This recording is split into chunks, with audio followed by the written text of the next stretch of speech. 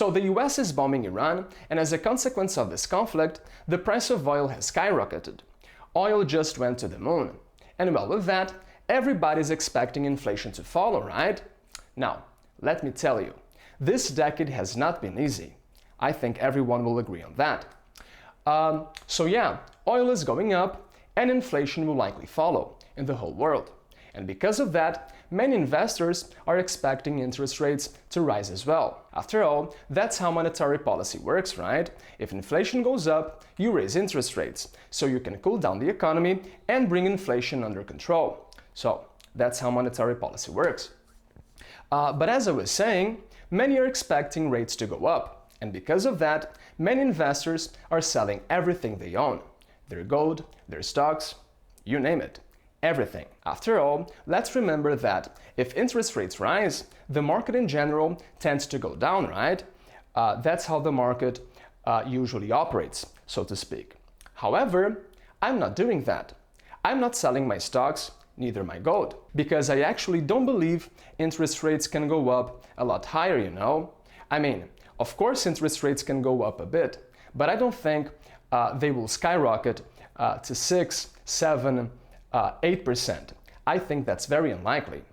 I hear some people saying, yeah, but that happened in the 80s when the Fed was under Paul Volcker.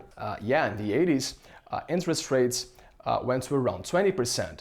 Interest rates went up a lot. However, there was room for that at that time. The context was completely different from what we have today. Now, what do I mean by that? So, as we can see here, back in 1981, the US debt to GDP ratio stood at just 30%. Now, if your debt is small, well then, you can absorb higher interest expenses, right? That's not a huge problem for you. But that changes completely when you are too leveraged, which is our case today. So if back then in the 80s, the US debt to GDP ratio stood at 30%, today though, this ratio is at 120%. In other words, the US is simply drowning in debt. So the question is, how can interest rates go up in this environment with so much leverage? Besides, let's recall some things here. First, Trump just started a war in Iran. He needs money. And one thing he certainly doesn't want is higher interest rates. And here let's recall that US interest expenses already exceed the country's military budget, okay? That's a huge problem. So that's the first thing. Second, let's also remember that 1/3 of the US debt will also need to be refinanced this year in 2026, as we can see here. 1/3. I mean, that's crazy. One thing is to refinance this mountain of debt at a 1% interest rate, right? Today, though, we are at 3.5%, which already makes things much harder. Now, imagine if interest rates went to 5, 6% because of this oil shock. I mean, that would be a tragedy, right? Because again, how can you refinance so much debt at such rates, right? You cannot. I mean, you can, but you need better rates, man.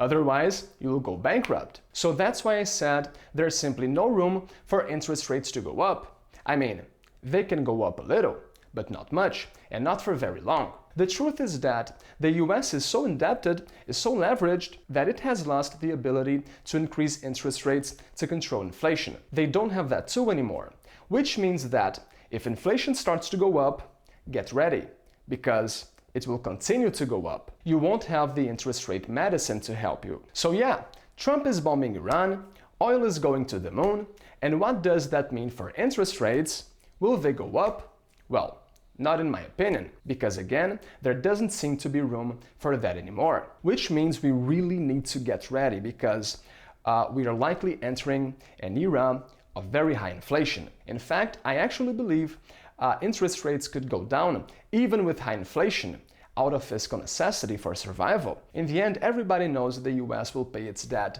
through inflation. And the same goes for Europe, Japan, Brazil, because there's simply too much leverage in the system. That's why at some point, inflation will start to rise and central banks won't be able to do much.